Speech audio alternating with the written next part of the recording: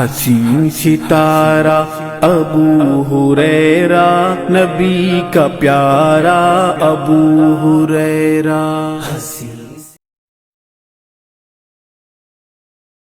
الحمدللہ رب العالمین والصلاة والسلام علی رسولہ الامین وعلی آلہ واصحابہ ومن تبعہم بإحسان الی یوم الدین۔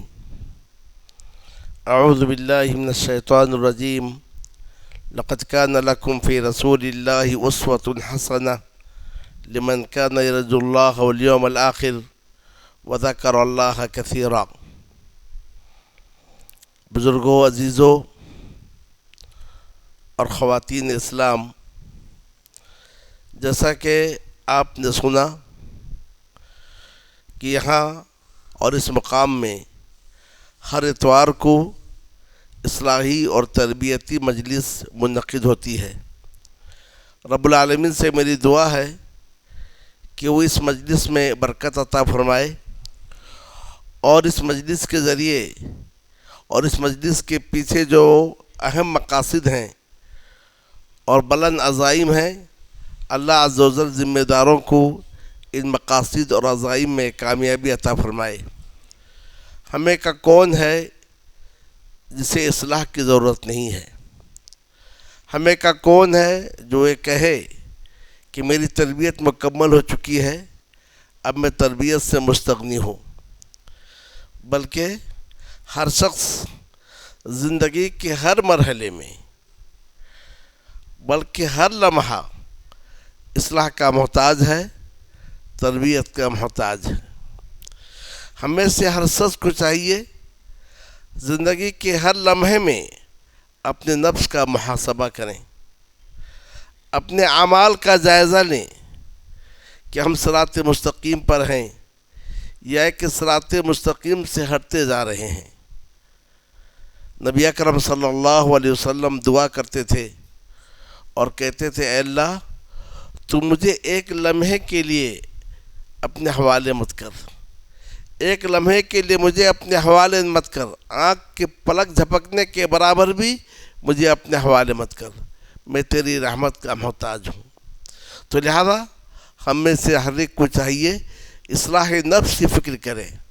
آج افسوس یہ ہے کہ لوگ دوسروں کی اصلاح کی فکر کرتے ہیں، اپنی اصلاح کی فکر نہیں کرتے۔ دوسروں کی تربیت کی فکر لگی رہتی ہے، اپنی تربیت کی فکر نہیں ہوتی ہے۔ عمر ابن خطاب رضی اللہ تعالیٰ عنہ فرماتے ہیں، حاسبوا انفسکم قبل ان تحاسبوا، قبل اس کے کہ تمہارا حساب لیا جائے اپنے نفوس کا حساب لو، اپنے نفوس کا محاسبہ کرو۔ اگر ہم اپنے آپ کا محاسبہ کر لیں گے، یقین جانیے ہم اگر اپنی اصلاح کر لیتے ہیں، ہماری اپنی اصلاح دوسروں کی اصلاح کی ضامن ہے۔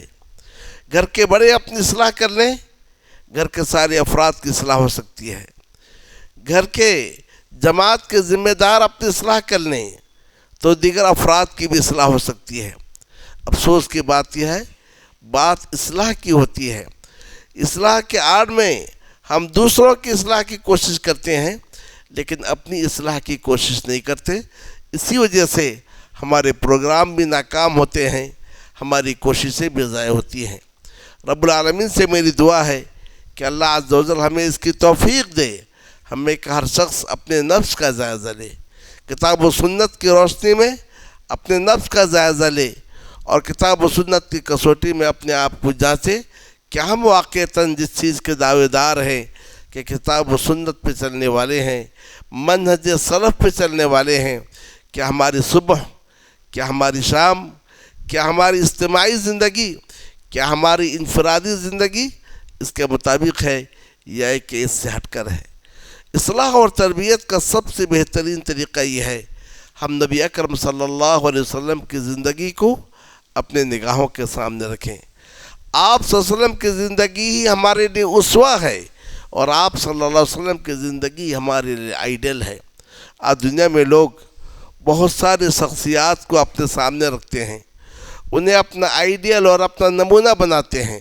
یاد رکھیے، یہ جو مختلف شخصیات ہیں، کسی ایک ناحیے میں ان میں کمال نظر آ سکتا ہے، خوبی نظر آ سکتی ہے، لیکن دیگر نواحی میں آپ دیکھیں گے وہ انتہائی ناکام انسان متصور ہوں گے۔ لیکن ہمارے نبی صلی اللہ علیہ وسلم کی زندگی وہ زندگی ہے کہ آپ مجموعہ کمالات تھے۔ ہر حیثیت سے آپ دیکھا جائے، چاہے شوہر کی حیثیت سے ہم دیکھیں، چاہے باپ کی حیثیت سے ہم دیکھیں، چاہے قائد کی حیثیت سے ہم دیکھیں، چاہے فوج میں جنرل کی حیثیت سے ہم دیکھیں، مبلغ کی حیثیت سے، معلم کی حیثیت سے ہم دیکھیں، ہر ناحیے سے ہمارے نبی صلی اللہ علیہ وسلم کی زندگی اسوہ ہے۔ اسی لیے اللہ عز و جل نے فرمایا لقد کان لکم فی رسول اللہ اسوۃ حسنہ، یقیناً تمہارے لیے اللہ کے رسول کی زندگی میں اسوہ حسنہ ہے۔ یہی وجہ ہے اللہ عز و جل نے آپ صلی اللہ علیہ وسلم کی بعثت کو ہمارے لیے منت کبریٰ اور نعمت عظمیٰ بتلایا ہے۔ لقد من اللہ علی المؤمنین اذ بعث فیہم رسولا من انفسہم، اللہ نے مومنوں پر احسان کیا ہے کہ اللہ نے انہی میں سے ان کے جانب رسول کو بھیجا ہے۔ یہ رسول ان پر اللہ کی آیتوں کی تلاوت کرتا ہے، کتاب و حکمت کی تعلیم دیتا ہے، ان کا تزکیہ کرتا ہے۔ تو گویا ہم ہر ناحیے سے دیکھیں نبی اکرم صلی اللہ علیہ وسلم کی زندگی کیسی تھی۔ آپ صلی اللہ علیہ وسلم کی سیرت کا مطالعہ کریں۔ آپ صلی اللہ علیہ وسلم کی سیرت ایک باغ ہے، ایسا باغ جہاں ہر قسم کے پھول کھلے ہوئے ہیں، ہر پھول کا ایک رنگ ہے اور ہر رنگ کی ایک مہک ہے۔ رب العالمین سے میری دعا ہے کہ اللہ عز و جل ہماری اس نئی نسل کو نبی صلی اللہ علیہ وسلم کی سیرت کو پڑھنے اور سمجھنے کی توفیق عطا فرمائے۔ ہمارے نبی صلی اللہ علیہ وسلم کی زندگی میں سے ایک حصہ وہ ہے جو آپ صلی اللہ علیہ وسلم کے آخری ایام ہیں، اور انسان کے جو آخری ایام ہوتے ہیں بڑی اہمیت کے حامل ہوتے ہیں۔ ہمارے نبی صلی اللہ علیہ وسلم جب 40 سال کے ہوئے تو آپ کو نبی اور رسول بنایا گیا۔ 40 سال کے بعد مکہ مکرمہ میں آپ صلی اللہ علیہ وسلم کتنے سال رہے؟ 13 سال رہے۔ 13 سال میں آپ صلی اللہ علیہ وسلم توحید کی جانب بلاتے رہے، عقیدے کی مضبوطی کی جانب توجہ دیتے رہے، اللہ تعالیٰ کی وحدانیت، قرآن مجید کی حقانیت اور قیامت کی حقانیت کی جانب لوگوں کو بلاتے رہے، اور آخری 3 سال عقیدہ توحید کے ساتھ نماز کے جانب بھی رسول اکرم صلی اللہ علیہ وسلم نے دعوت دی۔ مکہ مکرمہ میں 13 سال نبوت کے بعد 13 سال گزرنے کے بعد ہمارے نبی صلی اللہ علیہ وسلم نے مدینے کے جانب ہجرت کی، اور مدینے میں ہمارے نبی صلی اللہ علیہ وسلم 10 سال رہے، اور ان 10 سالوں میں ساری شریعتیں اور سارے احکام 10 سالوں میں نازل ہوئیں، اور اس طریقے سے یہاں بدر کی لڑائی بھی ہوئی، وحد کی لڑائی بھی ہوئی، احزاب کی لڑائی بھی ہوئی، موتا کی لڑائی بھی ہوئی، اور مکہ فتح بھی ہوا۔ یہ سارے کے سارے واقعات جو ہے 10 سال کے اندر پیش آئے، یہاں تک کہ جب ہجرت پر 10 سال گزر گئے تو 10ویں سال آپ صلی اللہ علیہ وسلم بیت اللہ کے حج کے لیے تشریف لے گئے۔ یہ حج اسلام کا آخری رکن ہے۔ ہم سب یہ جانتے ہیں اسلام کے کتنے ارکان ہیں؟ 5 ارکان ہیں۔ پہلا رکن لا الہ الا اللہ محمد رسول اللہ کی گواہی دینا، دوسرا رکن نماز قائم کرنا، تیسرا رکن زکوٰۃ دینا، چوتھا رکن رمضان کا روزہ رکھنا، اور 5واں رکن بیت اللہ کا حج کرنا اگر استطاعت ہو۔ تو ہمارے نبی صلی اللہ علیہ وسلم نے سارے اعمال کو مکمل کیا، اور آخر میں بیت اللہ کے حج کے لیے تشریف لے گئے، اور اس دوران آپ اپنے صحابہ کو بار بار کہتے رہے خذوا عنی مناسککم، مجھ سے حج کے مناسک سیکھ لو، لعلی لا القاکم بعد عام ھذا، شاید اس سال کے بعد میری اور تمہاری ملاقات نہ ہو۔ تو گویا نبی اکرم صلی اللہ علیہ وسلم صحابہ کرام کو اشارہ دے رہے تھے جس مقصد کے لیے میں آیا تھا وہ مقصد پورا ہو چکا ہے، اب میں اس دنیا سے رخصت ہونے والا ہوں۔ اسی لیے اس حج کا نام حجۃ الوداع، کہ آپ نے اس حج میں اپنے صحابہ سے الوداع لیا اور آپ نے رخصتی لی۔ ایسے ایسے اشارات دیے جس سے معلوم ہوا کہ آپ صلی اللہ علیہ وسلم دنیا سے رخصت ہونے والے ہیں۔ اسی حج کے موقع پر میدان عرفات میں جب آپ صلی اللہ علیہ وسلم پر یہ آیت نازل ہوئی، الیوم اکملت لکم دینکم، آج میں نے تمہارے لیے تمہارے دین کو مکمل کیا، عمر رضی اللہ عنہ پریشان ہو گئے، رونے لگے۔ کہا جب ایک چیز مکمل ہو جاتی ہے پھر اس کے بعد اس کے بعد کمی آنا شروع ہوتی ہے، گویا آپ صلی اللہ علیہ وسلم کے ذریعے دین مکمل ہو گیا۔ اس میں اشارہ یہ ہے اب آپ یہاں سے جانے والے ہیں۔ اور ایام تشریق میں سورہ نصر نازل ہوئی۔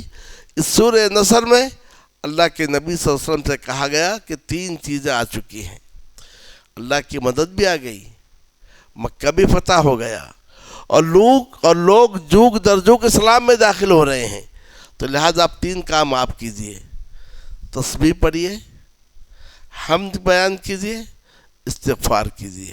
تو گویا اس میں اشارہ ہے اب آپ اللہ عز و جل سے ملنے کی تیاری کیجئے، کیونکہ 3 کام مکمل ہو چکے ہیں۔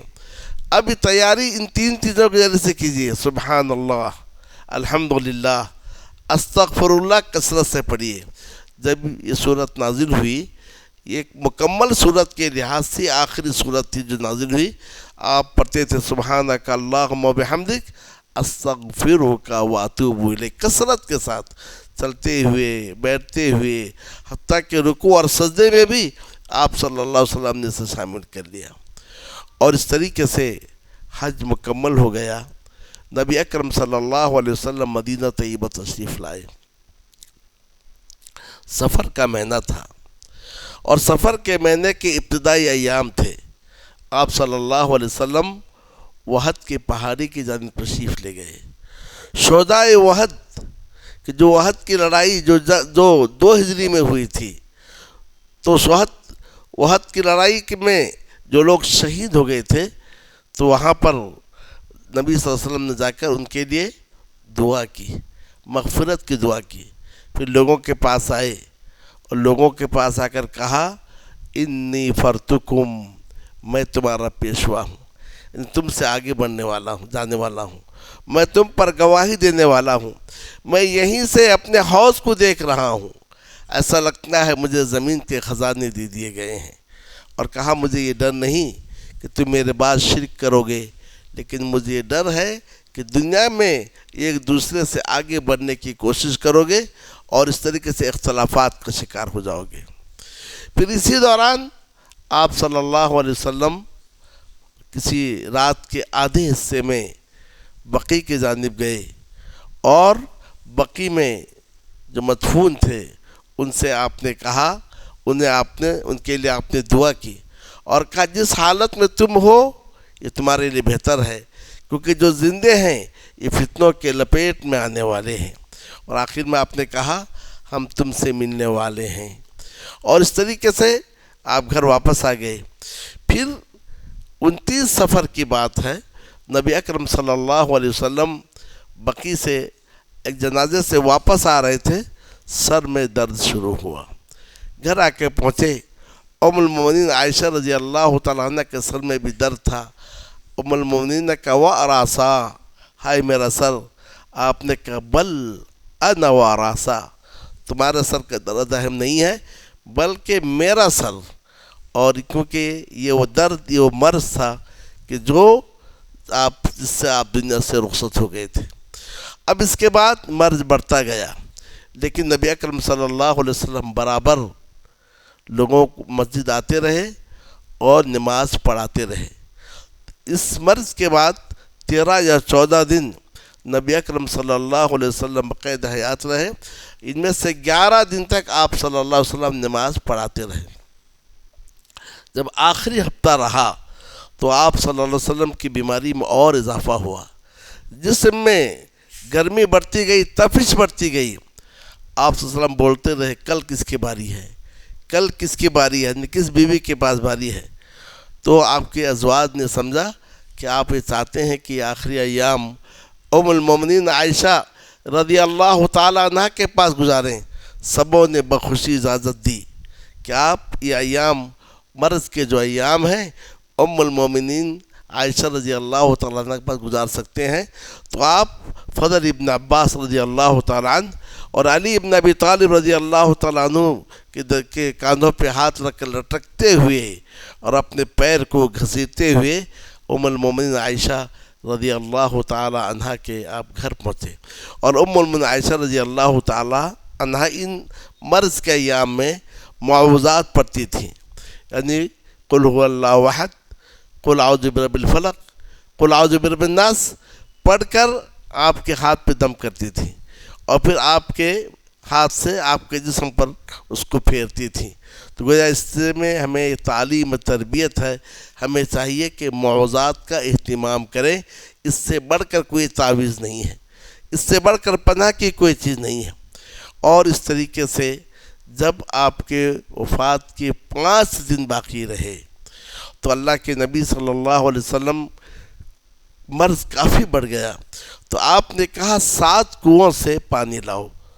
تو 7 گھڑوں میں پانی لایا گیا اور آپ کے اوپر ڈالا گیا، یہاں تک کہ آپ نے کہا بس کچھ آپ نے جسم میں خفت اور ہلکا پن محسوس کیا. تو آپ مسجد آئے، ظہر کی نماز کا وقت تھا، اس سے پہلے آپ نے خطبہ دیا اور لوگوں سے کہا لعنت اللہ علی الیہود والنصارى، یہود و نصارہ پر اللہ کی لعنت ہو.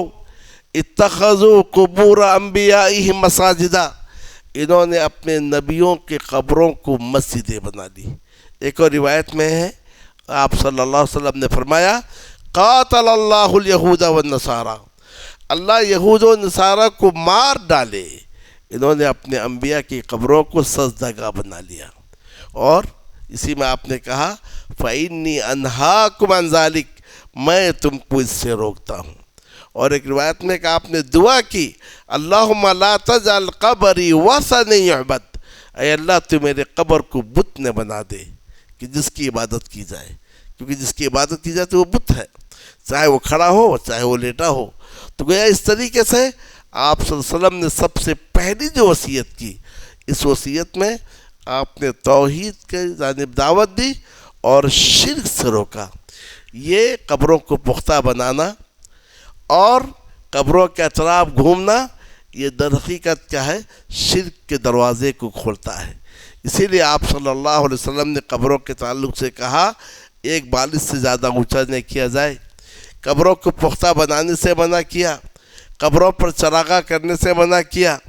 تو یہ سارے چیزوں سے منع آپ نے اس لیے کیا کیونکہ یہ قبروں کے ذریعے سے کیا ہے، شرک کے دروازے کھلتے ہیں.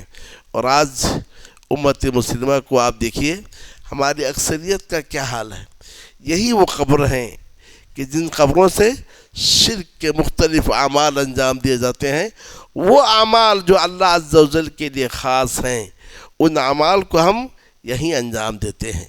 اس طریقے سے ان قبروں کے پاس آ کر ہم توحید کو قربان کر ڈالتے ہیں.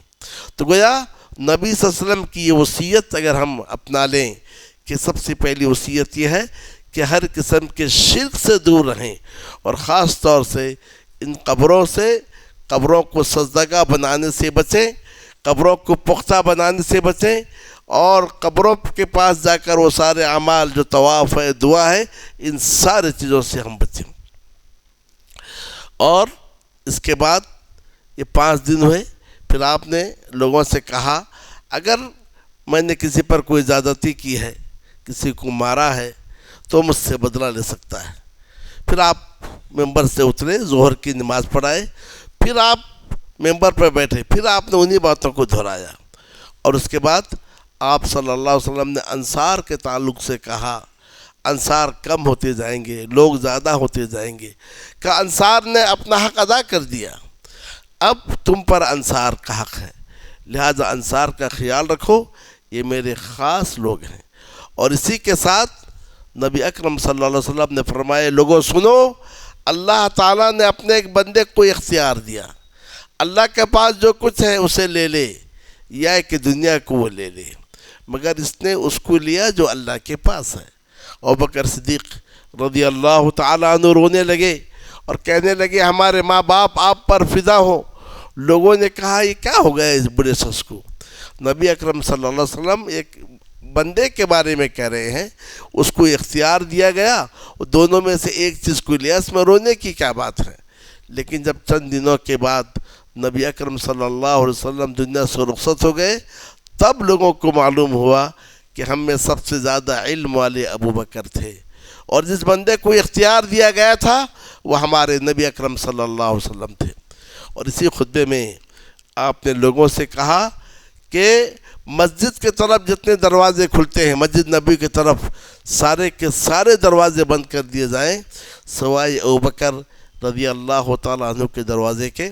آج بھی مسجد نبوی میں وہ حصہ ہے، وہاں لکھا گیا ہے خوخت ابی بکر رضی اللہ تعالیٰ عنہ، اور آپ نے کہا یہ اس لیے کہ ابوبکر کے مجھ پر احسان ہیں، انہوں نے اپنے جان کے ذریعے سے، اپنے مال کے ذریعے سے، اپنی جان اور اپنے مال کو اسلام کے لیے وقف کر دیا تھا۔ سارے لوگ جھٹلائے مگر ابوبکر آگے بڑھے اور انہوں نے میری تصدیق کی۔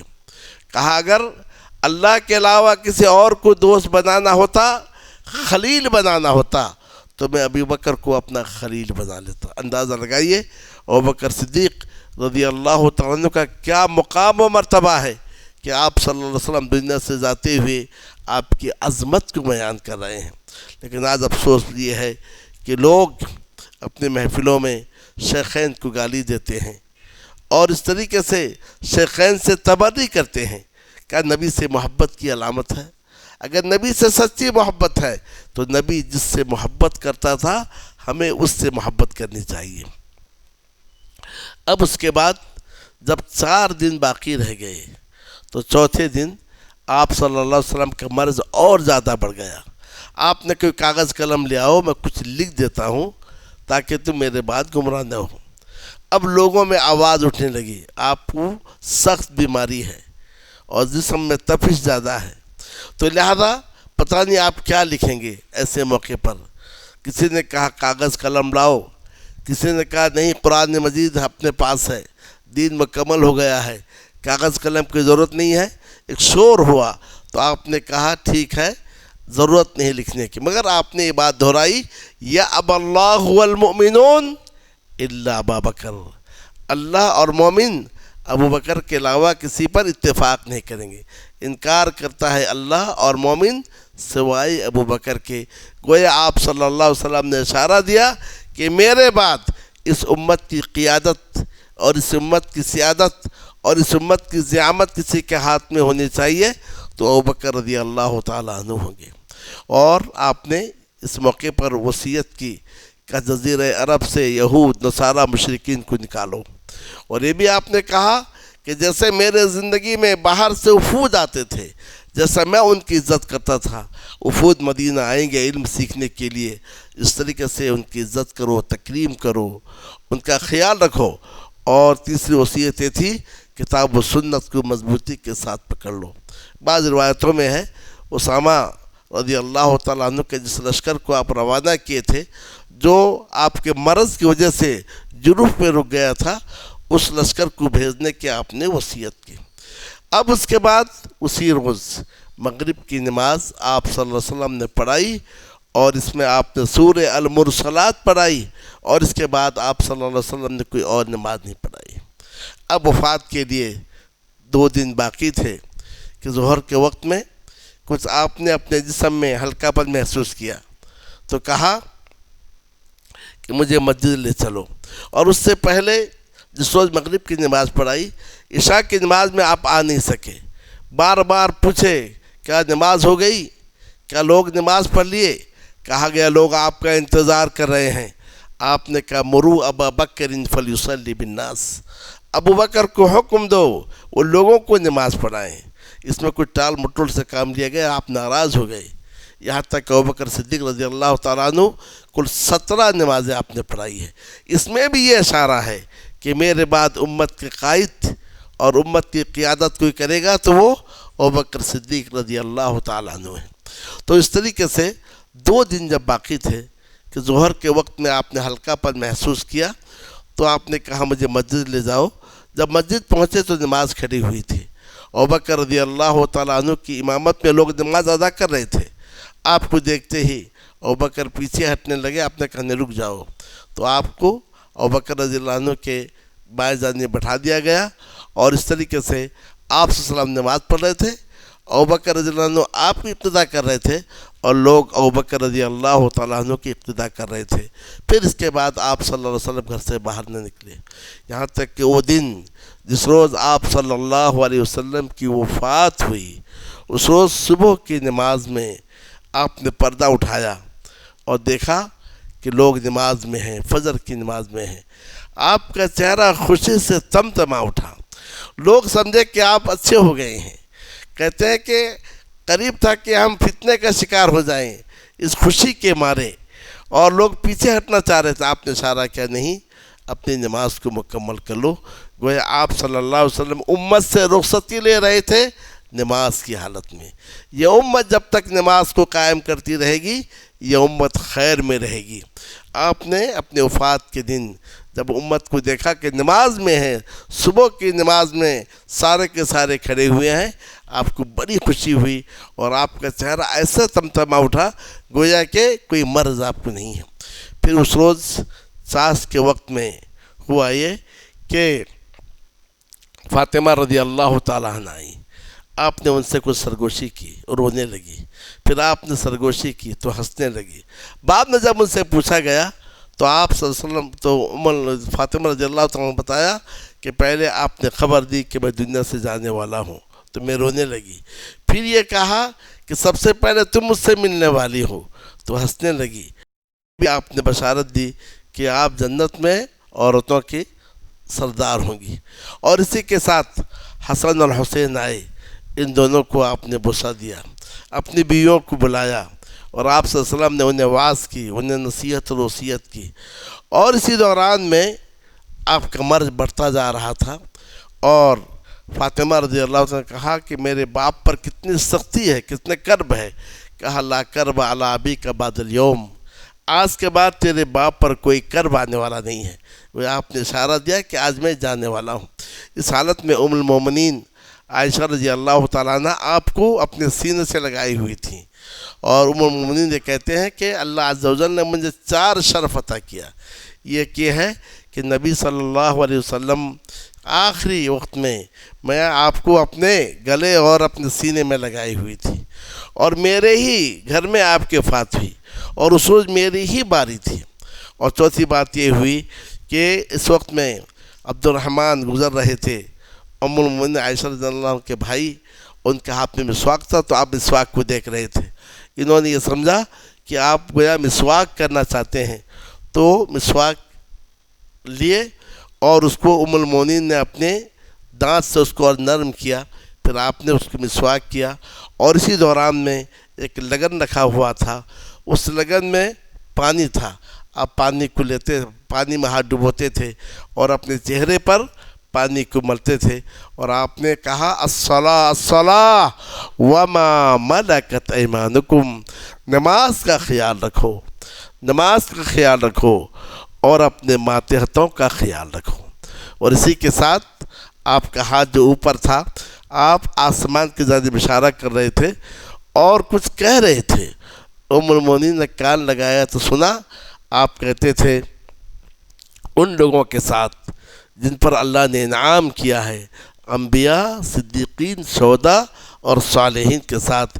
اور اسی کے ساتھ آپ نے انگلی کے اشارے سے انگلی کو آسمان کی جانب اٹھایا اور کہا اللہم الرفیق الاعلی, اللہم الرفیق الاعلی, اللہم الرفیق الاعلی.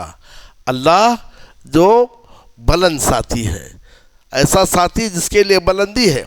اور اسی کے ساتھ آپ کا ہاتھ نیچے لٹک گیا اور آپ صلی اللہ علیہ وسلم کی روح پرواز کر گئی. یہاں پر جو لوگ جب بات پھیلنے لگی صحابہ پریشان ہو گئے, کچھ بیٹھے تھے تو بیٹھے رہ گئے, کچھ بولنے کے پر قادر نہیں ہوئے. کسی نے کہا نہیں اللہ کے نبی کی وفات نہیں, ابھی تک تو منافقین موجود ہیں, پہلے منافقین کا صفایا ہوگا پھر آپ صلی اللہ علیہ وسلم دنیا سے جائیں گے. مگر اللہ عز و جل نے اس لمحے کو ابوبکر صدیق رضی اللہ تعالیٰ عنہ کے لیے لکھ دیا تھا۔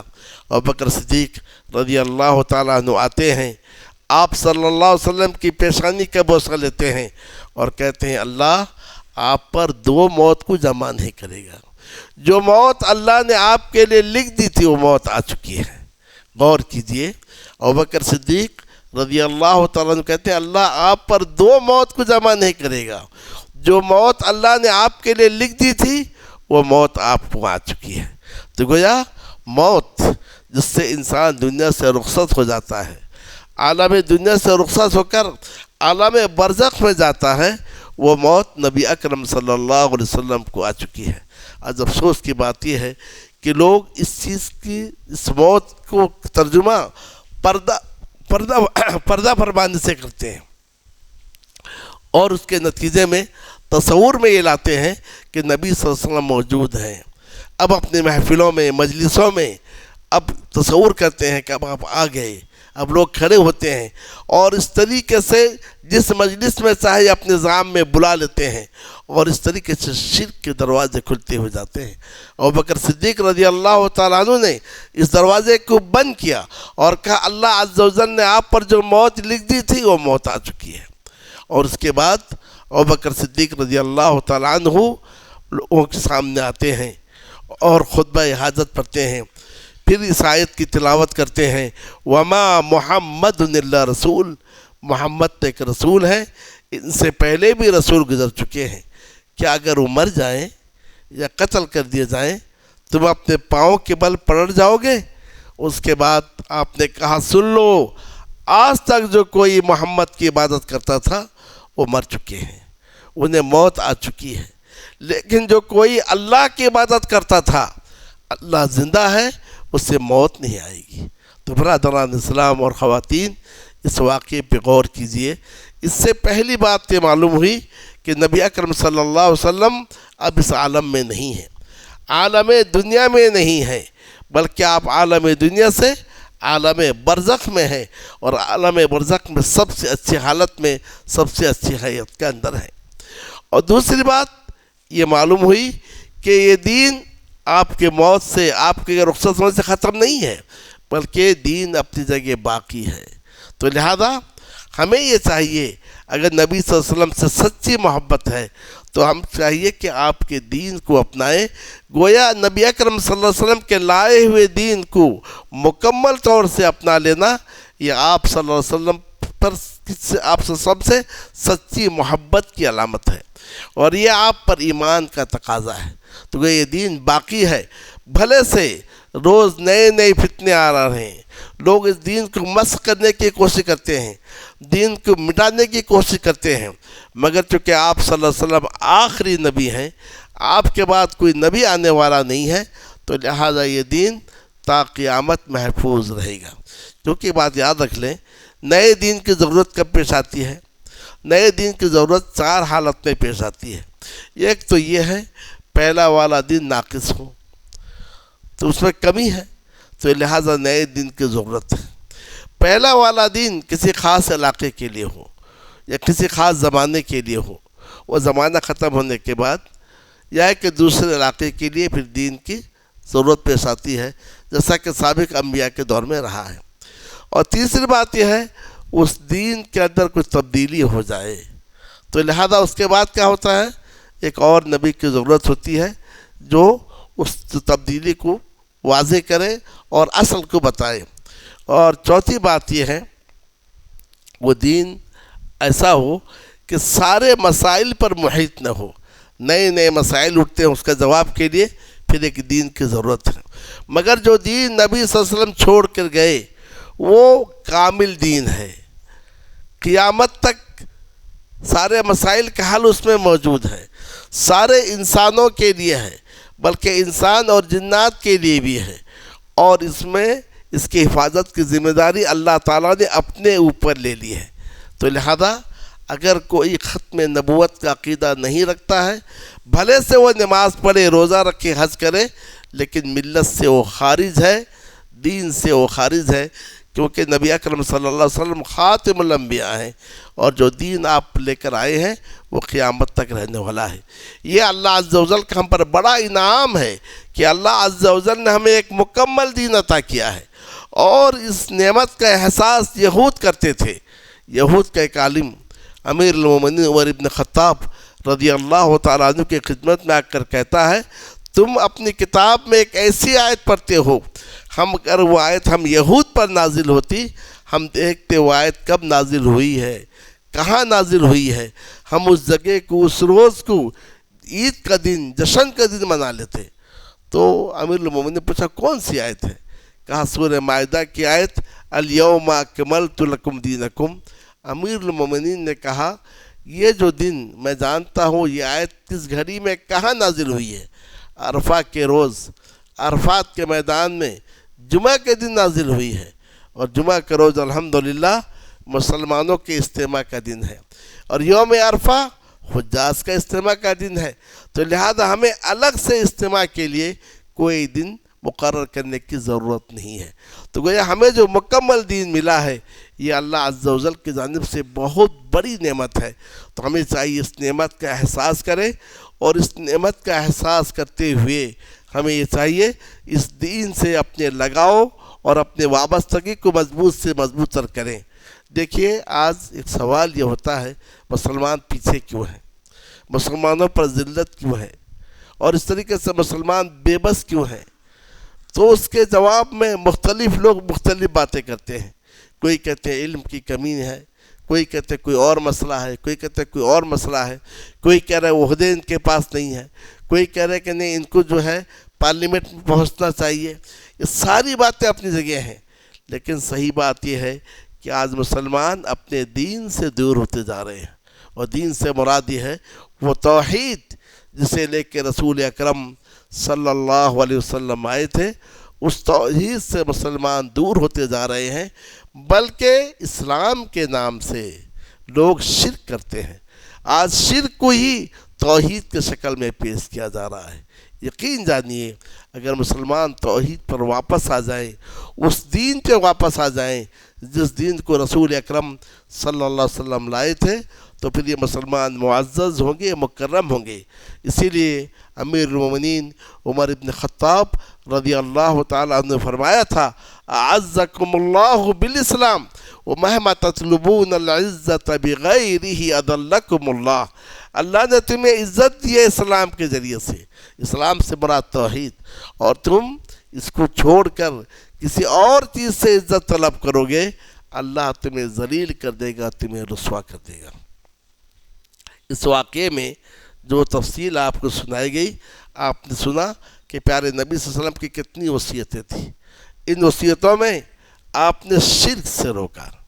ان وصیت میں آپ نے دیکھا ابوبکر صدیق رضی اللہ تعالیٰ عنہ کی فضیلت آپ نے بیان کی، اور اس طریقے سے ان کا مقام و مرتبہ کو آپ نے اجاگر کیا۔ اس وصیت میں آپ نے یہ بھی دیکھا کہ آپ نے کتاب و سنت کی مضبوطی کے ساتھ تھامنے کی آپ سامنے وصیت کی، اور جو باہر سے وفود آئیں ان کا خیال رکھنے کا اپنی وصیت کی، اور خاص طور سے دو باتوں کی وصیت کی۔ پہلی بات ہے الصلاۃ، اور دوسری چیز ہے وما ملکت ایمانکم۔ یہ وہ آخری الفاظ تھے۔ الصلاۃ یہ اللہ عز و جل کا حق ہے، وما ملکت ایمانکم یہ بندوں کا حق ہے۔ تو لہذا ہم کامیاب تبھی ہوں گے اللہ کے حق کو بھی ادا کریں اور بندوں کے حق کو بھی ادا کریں۔ ان دونوں چیزوں کو اگر ہم تھام لیں گے، یقیناً ہم کامیاب اور کامران ہوں گے۔ نماز کے تعلق سے اس سے پہلے بھی آپ سن چکے ہیں، یہ نماز شہادتین کے بعد اسلام کا پہلا رکن ہے، اسلام کا بڑا رکن ہے شہادتین کے بعد۔ بلکہ اگر میں آپ سے کہوں کہ آپ سے کوئی پوچھے مسلمان کی پہچان کیا ہے، تو مسلمان کی پہچان نہ ٹوپی سے ہے، مسلمان کی پہچان نہ لباس سے ہے، مسلمان کی پہچان نہ وضع قطع سے ہے، مسلمان کی پہچان اسی نماز سے ہے۔ یہی وہ نماز ہے جس کے ذریعے سے ہم کہیں گے یہ مسلمان ہے، جس کے ذریعے سے آپ کہیں گے مسلمان نہیں ہے۔ حتیٰ کہ منافقین جو اسلام کے سخت دشمن تھے، جن کے سینوں میں کفر چھپا ہوا تھا، وہ نئے چاہتے ہوئے بھی مسجد میں آتے تھے اور نبی اکرم صلی اللہ علیہ وسلم کے ساتھ نماز پڑھتے تھے. کہیں نماز چھوڑنے کی وجہ سے انہیں کیا ہے کافر نہ سمجھا جائے. اس لیے بعض صحابہ کہتے ہیں العہد الذی بیننا وبینہم الصلاۃ. حدیث میں ہے کہ ہمارے اور ان کے درمیان میں فرق کرنے والی چیز نماز ہے. فمن ترکہا فقد کفر. جس نے اس نماز کو چھوڑ دیا اس نے کفر کیا. کفر یا تو کفر حقیقی کیا یا کہ کفر اصغر ہوا کہ کافروں کے جیسے عمل کیا, اور دونوں بھی چیز خطرناک ہیں. تو لہذا مطلب یہ ہوا اسلام ہے, نماز ہے تو اسلام, اور نماز اگر نہیں تو پھر کیا ہے وہ کفر ہے. اور بعض صحابہ سے یہ بھی ہے کانوا لا یرون شیئا من الاعمال ترکہ کفر غیر الصلاۃ. نماز کے علاوہ کسی عمل کے چھوڑنے کو کفر نہیں سمجھتے تھے. تو وہ یہ نماز ہماری پہچان ہے. اذان ہو جائے سارے کام چھوڑ دیں, ہم نماز کے لیے کھڑے ہو جائیں. مسجد نزدیک ہے, مسجد میں آ کے نماز پڑھیے, کیونکہ مسجد میں آ کر نماز پڑھنے والوں کے لیے ایمان کی گواہی دی گئی ہے. مسجد میں آ کر نماز پڑھیے, ہر قدم پہ آپ کے لیے اجر ہے, ہر قدم میں آپ کے لیے ثواب ہے. مسجد میں آ کے جس کا دل مسجد میں لٹکا ہوا رہتا ہے تو اس کے تعلق سے ہے کہ کل وہ 7 افراد میں ہے جنہیں عرش کے نیچے جگہ ملے گی. بلکہ یہ بھی ہے جو رات کی تاریکی میں مسجدوں کا رخ کرتے ہیں, نماز پڑھتے ہیں, انہیں قیامت کے روز نور تام مکمل نور کی بشارت دی جائے. اور یہ بھی ہے کہ جو صبح اور شام مسجد آتے ہیں اور نماز پڑھتے ہیں تو ان کے لیے جنت میں میزبانی کی جاتی ہے. از افسوس کی بات یہ ہے یہ مسجدیں اتنی شاندار ہیں اور یہ مسجدیں لمبی چوڑی وسیع ہیں, لیکن عام اوقات میں خالی رہتی ہیں. بس جمعہ کے لیے گویا مسجدیں بنی ہوئی ہیں, جمعے میں مسجد بھر جاتی ہیں, اور دیگر اوقات میں دیکھیے ہماری مسجدیں خالی ہوتی ہیں. تو لہذا ہمیں چاہیے جس طریقے سے جمعہ کی بھیڑ ہوتی ہے اس طریقے سے ظہر, عصر, مغرب, عشاء, فجر میں بھی ہونی چاہیے. اور فجر میں چند صفوں سے تجاوز مسلم آگے نہیں بڑھتے ہیں. تو لہذا یہ جو نماز ہے یہ ہماری پہچان ہے. ہاں اگر مسجد نہیں دور ہے یا مسجد نہیں آ سکتے ہیں, شریعت میں اس کی گنجائش دی گئی ہے کہ جعلت لی الارض مسجدا وطہورا, میرے لیے زمین کو مسجد بنا دی گئی ہے اور پاکی کا ذریعہ بنایا گیا ہے. یعنی آپ کے پاس پانی نہیں ہے تو مٹی پہ ہاتھ رکھ کے تیمم کر لیجئے, اور پھر آپ جہاں بھی جگہ ملا نماز پڑھ لیجئے.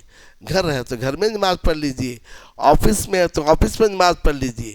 لیکن ان عام راستوں میں نماز پڑھنے سے بچیں کہ جس کی وجہ سے لوگوں کو تکلیف ہوتی ہے. لیکن جہاں بھی سہولت ہو آپ نماز ادا کر سکتے ہیں. یعنی نماز ہماری زندگی سے ضائع ہو ایک مومن اس کا تصور نہیں کر سکتا ہے. ایک بار عمر رضی اللہ تعالیٰ کے بارے میں آتا ہے کہ کچھ تاخیر ہو گئی, اس قدر افسوس ہوا, اس قدر استغفار کیا, شیطان کو افسوس ہوا کاش میں جگہ دیا ہوتا. اور ایک بار نبی صلی اللہ علیہ وسلم کسی سفر میں تھے, آپ نے ایک صحابی سے کہا تھا کہ نماز کے وقت میں ہمیں بیدار کرنا صبح کے وقت میں, مگر ان کی بھی آنکھ لگ گئی اور یہ لوگ اٹھے تب جب جو ہے سورج طلوع ہو رہا تھا. تو آپ صلی اللہ علیہ وسلم اٹھے گھبراتے ہوئے, گویا بہت بڑی چیز فوت ہو گئی ہے, بہت بڑی چیز چھوٹ گئی ہے. آج ہمارا حال یہ ہے کہ نماز ضائع ہے, نماز چھوٹ جا رہی ہے, کسی کو پرواہ ہی نہیں ہے. جبکہ ہونا چاہیے کہ نماز چھوٹ جائے, نماز کا وقت چلا جائے, ہم گھبرائیں, ہم افسوس کریں اور ہمارے اندر طلب موجود ہو کہ کیا ہو گیا. جیسا کوئی باپ مر جائے, بیٹا مر جائے, جو افسوس ہوتا ہے نماز چھوٹنے پر وہی افسوس ہونے چاہیے. بلکہ بعض نمازوں کے تعلق سے ہے جس نے عصر کی نماز چھوڑ دی گویا اس نے اہل کو, اپنے مال کو, سب کو تباہ و برباد کر دیا. تو لہذا یہ جو وصیت ہے الصلاۃ, تو لہذا اس وصیت کو ہمیں اپنانا پڑے گا.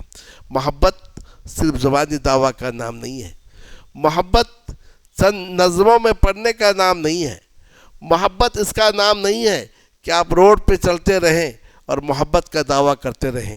محبت اس کا نام ہے کہ آپ صلی اللہ علیہ وسلم نے جو وصیت کی تھی جاتے ہوئے اس وصیت کو اپنایا جائے. آج جو روڈ میں مظاہرہ ہوتا ہے محبت کے نام پر مخصوص مہینے میں, مخصوص دنوں میں, آپ دیکھیں گے نماز کا وقت بھی جائے, نماز کا وقت ظہر بھی چلی جاتی ہے، عصر بھی چلی جاتی ہے، لوگ نماز کا خیال نہیں کرتے ہیں۔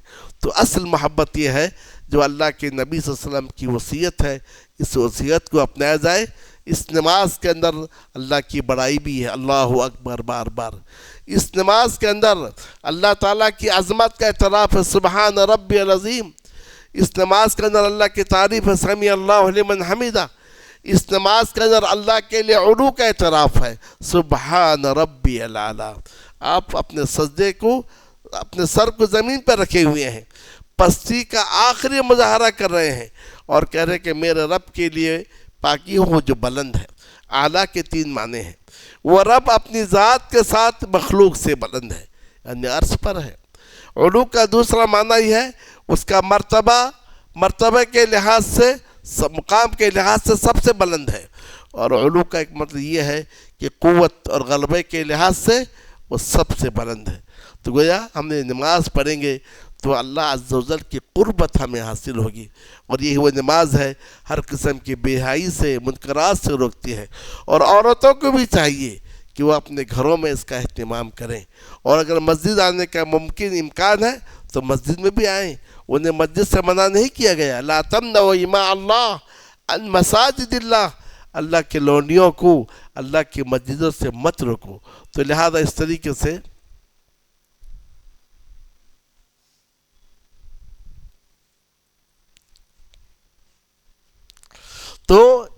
سے ہمیں یہ چاہیے کہ اس نماز کا اہتمام کریں، اور خاص طور سے ہر نماز کی اپنی اہمیت ہے، اور خاص طور سے نماز فجر کی بڑی اہمیت ہے۔